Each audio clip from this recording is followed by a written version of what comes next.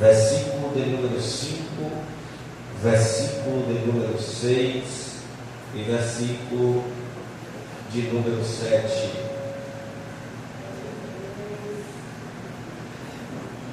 Glória a Deus. Amém. Todos acharam? Amém. Só um pouquinho só aí. Fechou? Só um pouquinho. E entrando Jesus em Cafarnaum, chegou junto dele um centurião, dizendo: Senhor, o meu criado jaz em casa. De que forma? E mais o que? O meu criado jaz em casa. De que forma? E mais o que? E Jesus lhe disse: Eu irei e lhe darei saúde. Eu irei e lhe darei saúde. Diga comigo: ele estava na casa do seu Senhor. Porém, paralítico e terrivelmente atormentado. Diga comigo: ele estava na casa do seu Senhor. Porém, paralítico e terrivelmente atormentado. Podeis acertar.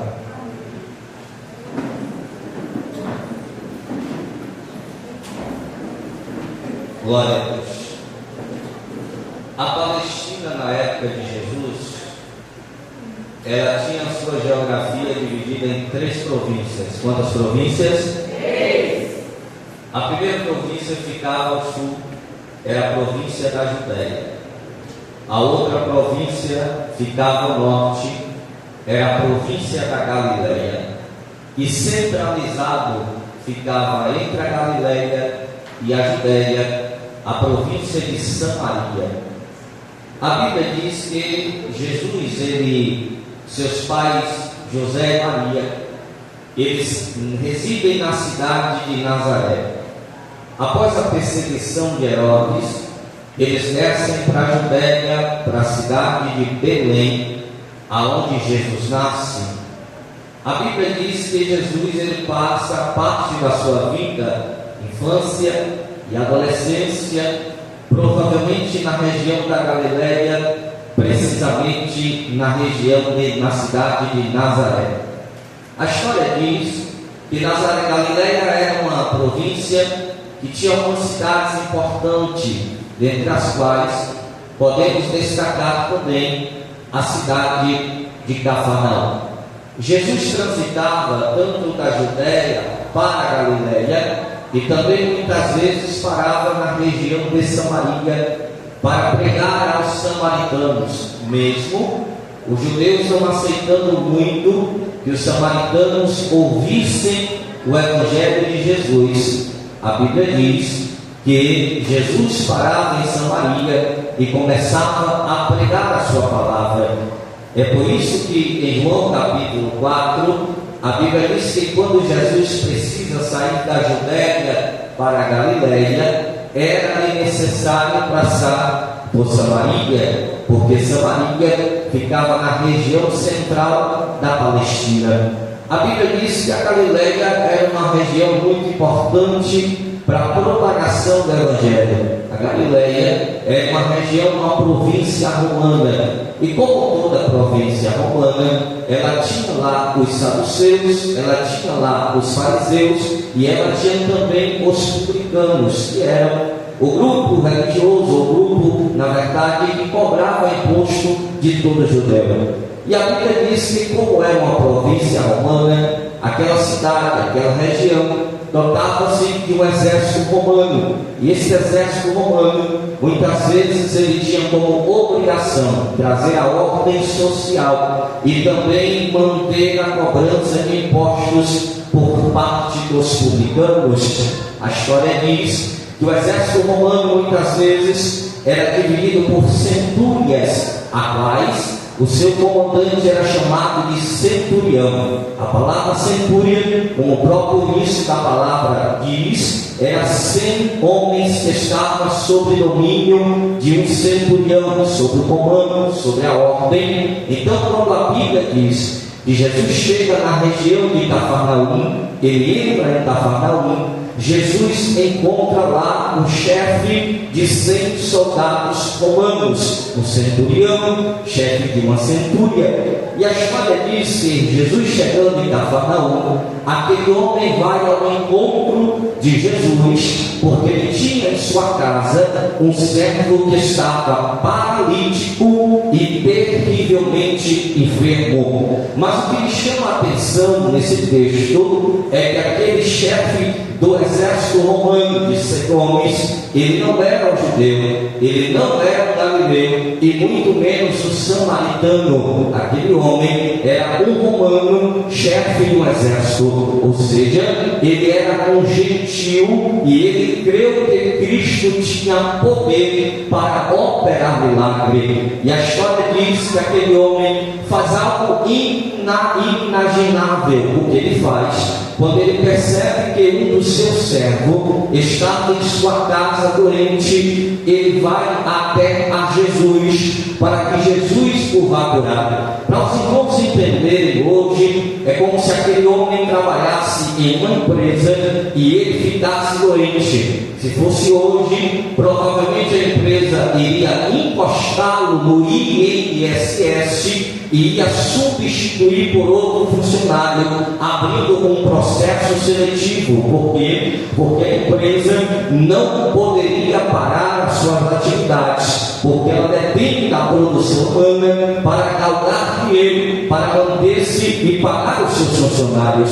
Aquele homem adoece, e se fosse hoje, provavelmente a empresa iria encostá-lo, ele ficaria afastado por um período e posteriormente a empresa iria substituí-lo em um processo seletivo para aquela função. Porque independente de qual função exerçamos dentro de uma empresa, nós somos substituíveis. Enquanto nós estivermos dando lucro, enquanto nós estivermos exercendo a nossa função com excelência, nós receberemos o nosso salário, manteremos o nosso emprego, mas a partir do momento que nós nos acidentarmos, a partir do momento que nós ficarmos doentes, a partir do momento que nós ficarmos inválidos e não podemos executar a função pela qual nós fomos contratados, nós seremos substituídos pela empresa e você se tornará simplesmente uma lembrança. Aquele homem era chefe do centurião e o exército de centúrias, era um centurião, e pela tradição romana ele tinha uma grande responsabilidade e tinha grande apreço pela sociedade judaica e também pela sociedade romana. Aquele centurião não era qualquer homem, até porque para ser chefe de uma centúria tinha que ser um homem que galgava grande respeito, que galgava grande responsabilidade,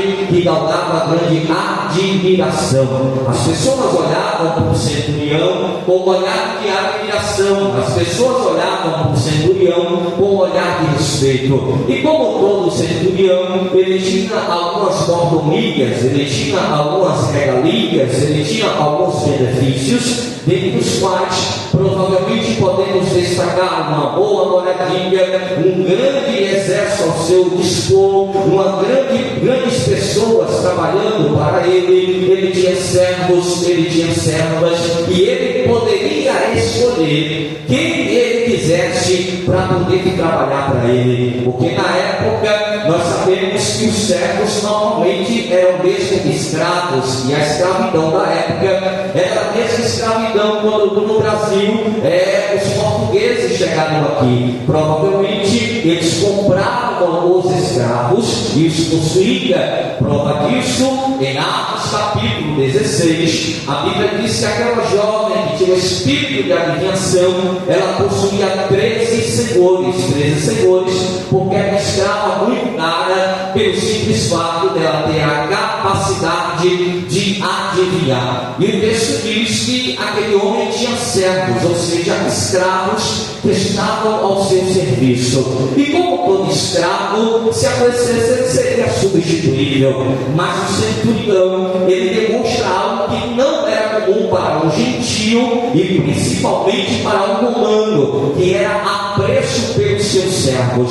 A história diz que aquele senhor, aquele centurião, tinha um servo, e provavelmente aquele servo era um servo trabalhador, aquele servo era um servo útil, aquele servo era um servo proativo, porque todo chefe, todo patrão, ele gosta de pessoas que sejam proativas, que estejam dispostas a trabalhar. Quando você está disposto a fazer, quando você está disposto a dar a sua vida pela empresa, pelo seu senhor, ele vai te valorizar mais ainda. Entretanto, aquele homem tem um apreço muito maior pelaquele servo. A história diz que aquele servo estava doente, e pelo fato de ele estar doente, ele não estava com qualquer doença, ele estava paralítico. O que era paralítico era alguém que tinha paralisia. Olha para mim, era alguém que era imóvel, que não poderia se locomover sozinho, que precisava de ajuda. E a Bíblia conta a história de inúmeros paralíticos. Um dos tais é aquele que os seus amigos o erguem até o telhado de uma casa e o descem sobre a maca para que Jesus pudesse curar, porque a multidão cercava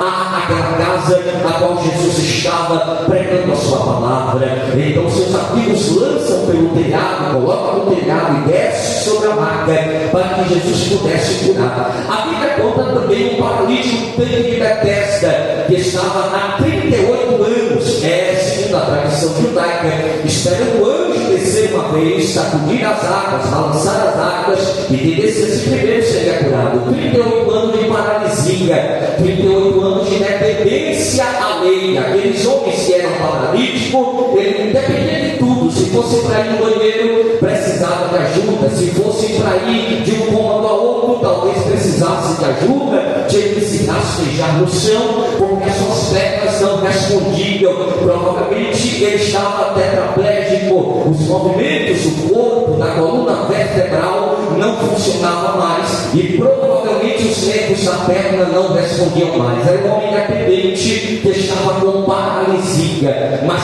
provavelmente aquele homem era um homem que havia servido ao seu Senhor com excelência, e ele não estava só com paralisia, ele não estava inativo, ele não estava sem condições nenhuma de trabalho. Não era somente, o texto diz que ele estava terrivelmente atormentado, ou seja, ele estava atribulado. Ele estava na casa do seu Senhor, mas estava com paralisia e terrivelmente atormentado. Ele não tinha paz, ele não tinha paciência, ele não tinha calma. Se fosse hoje, ele talvez estaria em depressão. Se fosse hoje, talvez ele estaria endemoniado. Não sei, o texto não é específico, mas o texto é bem claro quando diz que ele estava atormentado.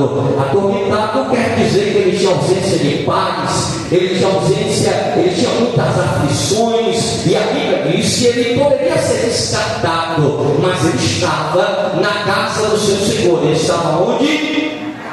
Na casa do seu Senhor. O seu Senhor poderia dizer: vai-te embora, porque paralítico não pode conviver na Galileia, não pode conviver na Judéia. Paralítico não tem utilidade, paralítico não serve para nada. Então aquele homem, ele não poderia ajudar o seu Senhor em nada. Ele estava na casa, mas estava paralítico. Ele estava na casa, mas estava terrivelmente atormentado. E quem é paralítico e está terrivelmente atormentado, ele não é útil para nada, mas o seu Senhor não o expulsou de sua casa, permaneceu dentro de sua casa, mesmo estando com paralisia, mesmo estando inativo, mesmo não podendo fazer nada, ele continuou continuava na casa. E quando a gente fala de casa, a gente lembra de morada de Deus. Quando a gente fala de casa, a gente fala de templo, onde habitam os servos e servas do Senhor.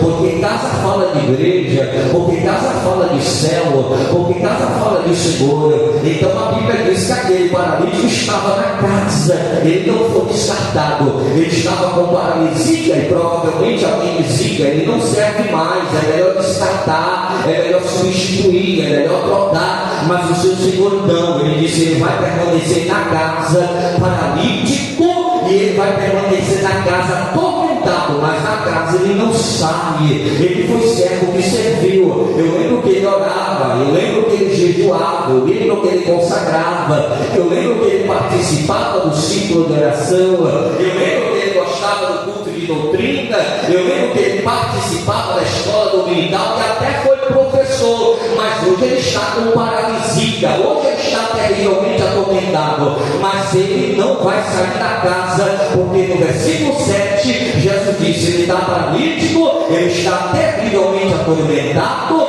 mas eu vou curá-lo da sua paralisia, eu vou curá-lo da sua tormenta, porque mesmo estando paralítico, eu ainda tenho o poder de mudar a sua história, mesmo estando paralítico, eu ainda tenho o poder de mudar o seu cativeiro. Da casa ele não sai, da casa ele não vai ser expulso, ele está paralítico, mas eu posso mudar a história dele. Ele está atormentado, mas eu posso mudar a vida dele. Eu vou trazer paz, eu vou trazer esperança, eu vou trazer alegria. Ele está triste, está depressivo, está sem força para a igreja, mas eu ainda vou mudar a história dele. O cativeiro da casa ele não vai sair. Aí eu lembro de Jeremias 18, quando a Bíblia diz que Deus dá uma visão a Jeremias na casa do oleiro, mas o texto diz que quando Jeremias tem a visão, o texto é bem claro dizendo que na visão de Jeremias o oleiro está fazendo o vaso, e quando o oleiro está fazendo o vaso quebra, mas o texto não diz que o vaso cai e quebra, o texto diz que o vaso quebra na mão do,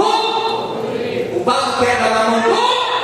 Ou seja, enquanto nós estivermos sendo moldados, enquanto nós estivermos sendo aperfeiçoados, enquanto Deus está colocando a sua graça sobre a nossa vida, Ele vai quebrar, Ele vai amassar, Ele vai apertar, mas a gente não vai sair da mão do meio, Ele não vai deixar cair, Ele não vai deixar cair. Satanás está dizendo: está com paralisia, não está me incomodando, está com paralisia, ele não vai fazer nada. Olha para mim, mas Deus não quer crente dentro da casa do seu Senhor com paralisia, porque paralisia, o crente com paralisia na casa do Senhor não serve para nada. O crente atormentado na casa do seu Senhor não serve para nada. Mas Satanás está dizendo: ele está ali na casa, está atormentado para paralisado, não me incomoda. Sabe por quê? Porque Satanás, ele não se preocupa que você esteja na casa. Você pode até não estar no mundo, mas se estiver dentro da casa, com carteira de membro da Assembleia de Deus, possuindo o cargo, mas se estiver com paralisia, ele está dizendo: está tudo bem, não está me incomodando, não vai para o evangelismo, não gosta de escola bíblica dominical, não gosta de orar na terça-feira no período de oração, não tem problema, está com paralisia. Satanás está dizendo: não me incomoda, não me dá trabalho. Ele pode até estar na casa, mas é um servo inútil, não serve para nada, não me incomoda, não me dá trabalho. Esse servo que não tem preocupação com esse servo, mas Deus está dizendo: se prepara, Satanás, ele está até paralisado, mas eu vou curar. Ele pode até estar tribulado no casamento, na vida financeira, na vida material, na vida espiritual, cheio de dívida, está atormentado, está terrivelmente atormentado, mas eu vou chegar na casa, e quando eu chegar na casa vai ter milagre, e quando eu chegar na casa vai ter mudança, e quando eu chegar na casa, esse paralítico que você está olhando e não está te incomodando, ele vai ser uma flecha na mão do valente. Então não se incomode, diabo, porque eu vou levantar nesses últimos dias os paralíticos da minha casa. Quem tiver com paralisia, orar não ora mais, vai voltar a orar, cantar não canta mais, vai voltar a cantar, e a Bíblia não lê mais, vai voltar a ler a Bíblia, jejuar vai não jejua mais, vai voltar a jejuar, porque essa paralisia não é para sempre, essa paralisia não vai permanecer para sempre.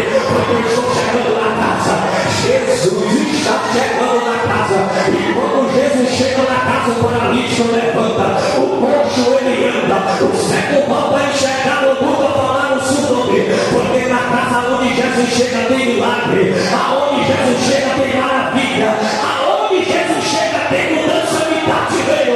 Eu tenho uma notícia dos céus para te dizer nessa noite: Jesus está chegando na casa. Cadê você? Cadê você? Pastor, eu não amo mais, não tenho força. Pastor, não tenho força mais para evangelizar. Eu não consigo mais pegar a Bíblia para meditar o mesmo conselho que ele deu a Josué, capítulo 6, versículo 7. Medita nessa lei de dia e de noite. Eu não consigo mais cumprir Salmo 119, verso 35. Lâmpada para os seus pés e a tua palavra e luz para o meu caminho. Eu não consigo mais cumprir, mas eu tenho uma notícia para te dizer: Deus vai colocar uma brasa no teu coração, e essa chama que se apagou, ela vai se cumprir como se cumpriu em Efésios 6,13. Vai tirar a cinza, vai colocar a lenha no altar, e a chama vai voltar a acender. E o fogo, levanta a mão direita para que eu chegue da autoridade nesta noite. O fogo que se apagou, a cinza começou a ser tirada.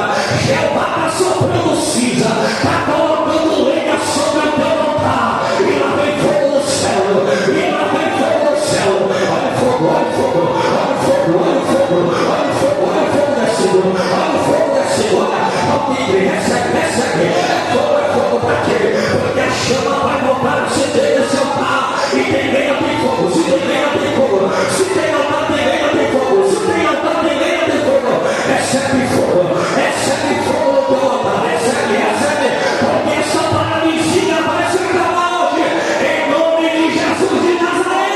Chega de paralisia, Deus levanta um exército forte e poderoso para a glória do seu nome. Só quem recebe esta palavra, abre a tua boca, enche o pulmão e não grava de glória para o inferno. Quando passar o leque basta.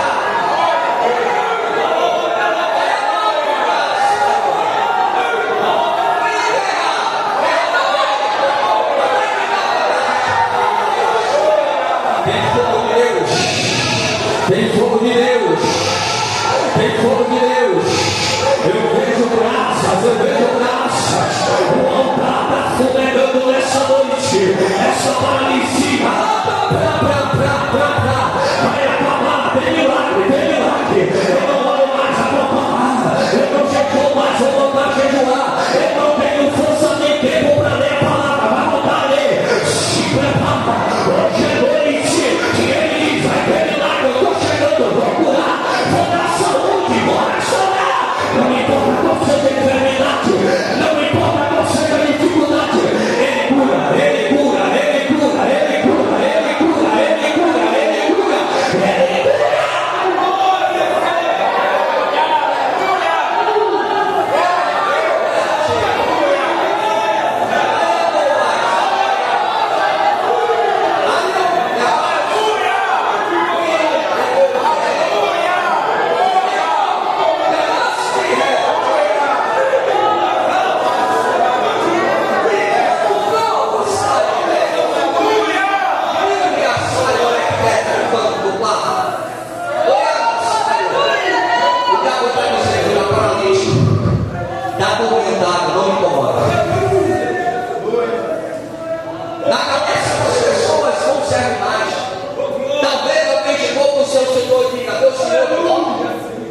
substitui.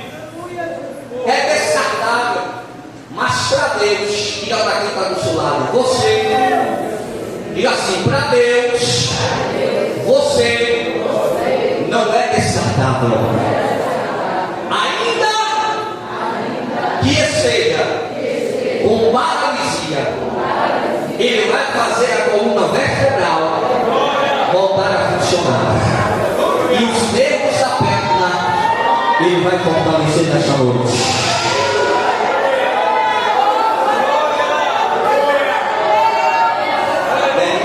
Você crê? Diga para sua palavra, você crê? Então receba.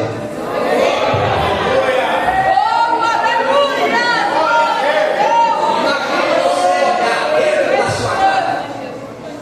Alguém que era, deixou de ser e se tornou inútil. Para o seu Senhor,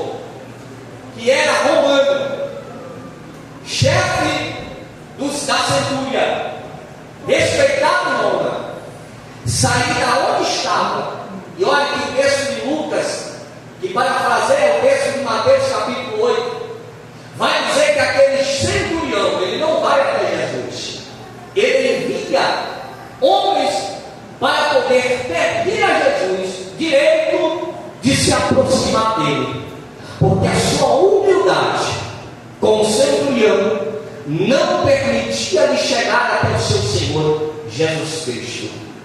A Bíblia diz que ele disse: eu sei que este Jesus, que ressuscitou a filha de Jairo, que ressuscitou o filho da viúva de Naim, que fez o paralítico andar, o cego ver, o mudo falar e o surdo ouvir, tem poder para restaurar o meu servo que está em casa paralítico e terrivelmente atormentado. Sabe o que é isso? O seu Senhor não olha para ele com o olhar de algo que era descartável. Ele lembra de quem ele era e como ele estava, e que Jesus tinha poder para restituir aquilo que aquele servo havia perdido. Aí tem um louvor que nós gostamos de adorar, dizendo assim: ainda que a árvore seja cortada, não sei a letra bem, ela será sua raiz. Quando a árvore cortada, certamente ao cheiro das águas,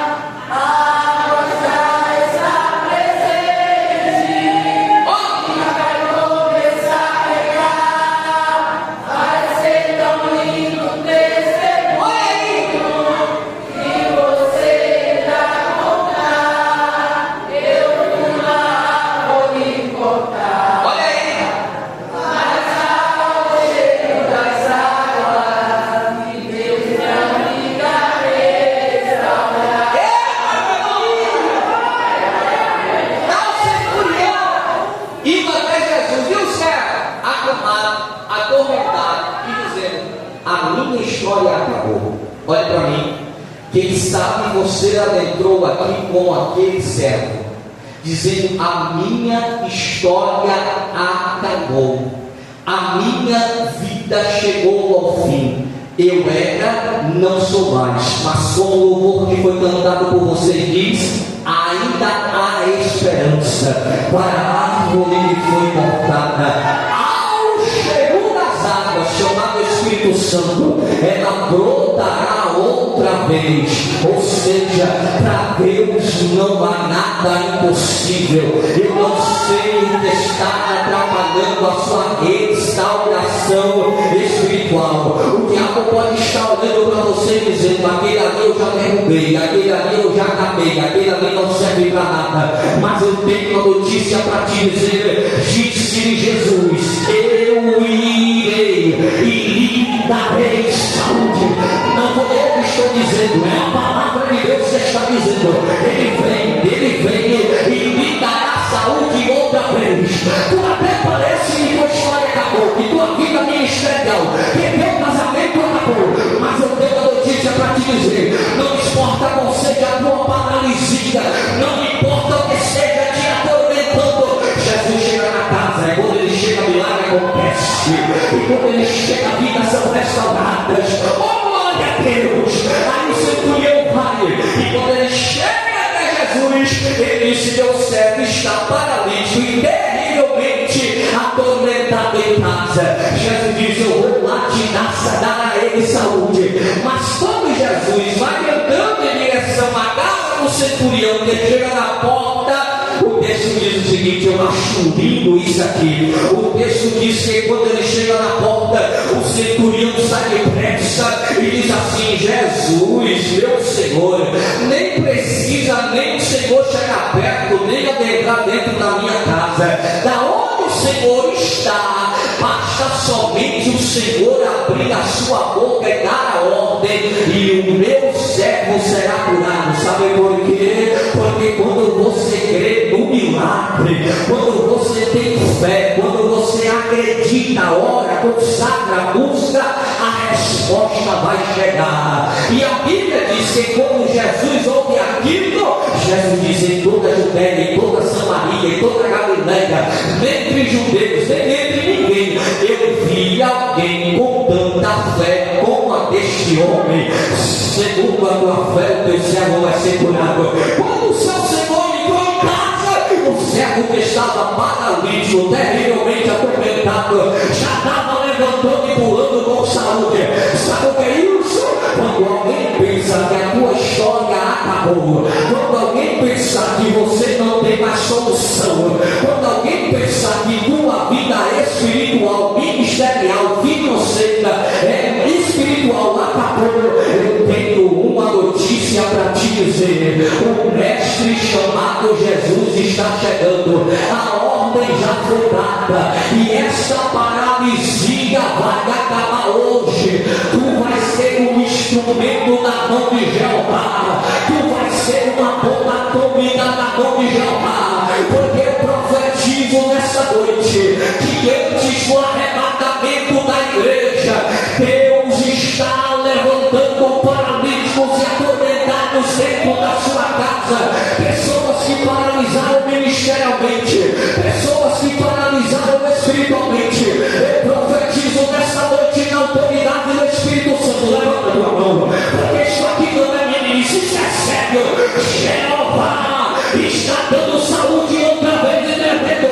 Levanta, minha filha, levanta, meu filho, minha filha, levanta-te e resplandece, porque vem a tua luz, e a glória, e a glória, e a glória, e a glória, e a glória do Senhor está nascendo sobre ti, está nascendo sobre ti. Você recebe, você recebe, você recebe, você recebe. Chega de paralisia, chega de tormenta, chega de tribulação. Levanta-te, porque paralítico fica prostrado, mas exército fica de pé. Paralítico fica parado, mas exército se marcha, marcha, marcha. Já vai estar dizendo: marcha, meu filho, marcha, minha filha. Eu quero te usar, eu quero te usar, eu quero te encher, eu quero te encher. Tu és meu, tu és meu, tu és meu. Eu não te chamei para ficar prostrado, eu não te chamei para ficar parado, eu te chamei para ser usado com poder e glória. Levanta a mão, porque vou encerrar a prova. Deus está convidando essa igreja a se levantar e marchar. Deus está convidando essa igreja a se levantar e marchar, porque dizendo: é para marchar, é para marchar. Deus manda você marchar, é para marchar, é para marchar. É pra marchar, é pra marchar.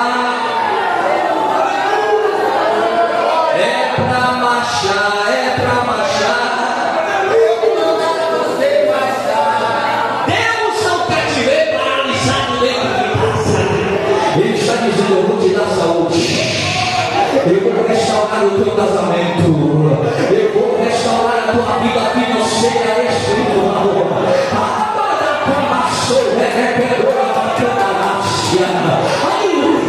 Eu estou sentindo uma graça sobrenatural sobre este altar.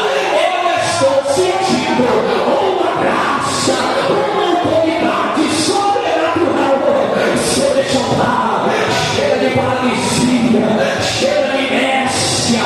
É tempo de restaurar, é tempo de se levantar, é tempo de marchar, é tempo de evangelizar, é tempo de pregar, é tempo de cantar, é tempo de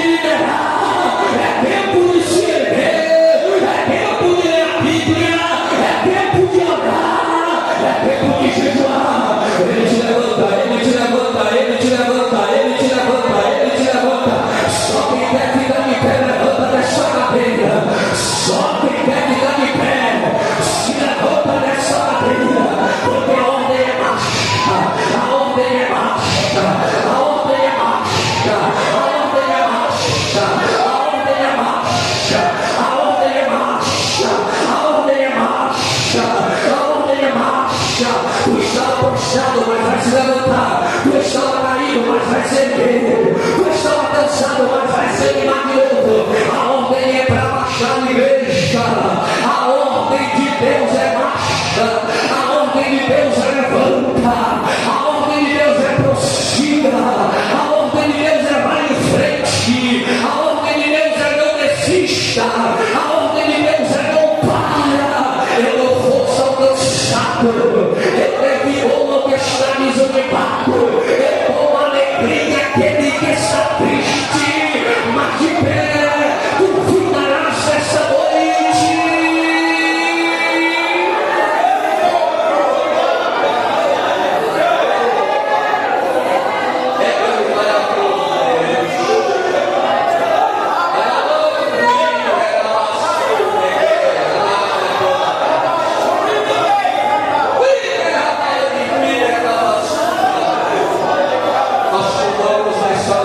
Senhor, porque a tua palavra foi pregada com autoridade dos céus, e aquele que está prostrado, aquele que está paralítico, aquele que está terrivelmente atormentado, que o Senhor possa restaurar a sua saúde física, que o Senhor possa restaurar a sua saúde financeira e a sua saúde espiritual. Ó Deus, não permita, Senhor, que a tua igreja esteja prostrada, não permita, Senhor, que a sua igreja esteja caída, mas que o Senhor levante. Satanás tem olhado para muito e dito: esse está paralisado, esse está atormentado, não me incomoda, não me atrapalha, não me dá trabalho, mas em nome de Jesus, segundo a tua palavra pregada nesta noite, cura a tua igreja da paralisia, cura a tua igreja da tormenta na alma, restaura, Jesus, dá força àquele que não ora, àquele que não medita, aquele que não consagra, aquele que não tem força. Levanta nesta noite, meu Pai, dá ânimo a Ele, dá força a Ele, dá graça a Ele, dá vigor a Ele, no nome do teu Filho, ó Pai. Eu te peço, Senhor, entra com a tua providência, dá vigor à tua igreja, levanta o teu povo, em nome de Jesus. Leva-nos em paz aos nossos lares, nos guarda, nos livra, nos protege, dá uma noite de paz ao sono reparador, em nome de Jesus. Amém. Que o grande amor de Deus, que a graça